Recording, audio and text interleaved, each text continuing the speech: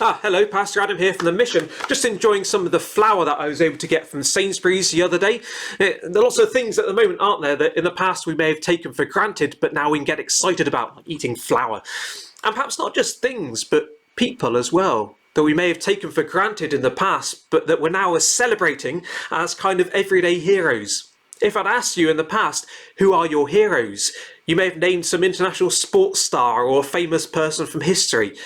But now we're naming people like supermarket workers and doctors and nurses and veterans raising lots of money for charity, these everyday heroes making personal sacrifices for the good of others.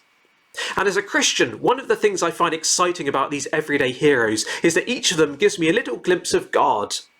A glimpse of the God who made us, a good God who made us to be a bit like him in showing love and kindness to others. And a glimpse of the good God who gives us the ultimate example of personal sacrifice for the good of others.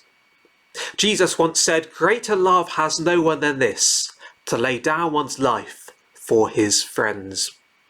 And that was something that Jesus did in the context of the biggest crisis we face, the crisis caused by our sin. Coronavirus has brought out a lot of good in people, but it hasn't suddenly made us all perfect. We're still imperfect people who do lots of messy, selfish things and don't give enough attention to the God who made us. The Bible calls all of that sin. And so how can we live in the presence of a perfect God? Well, by ourselves we can't.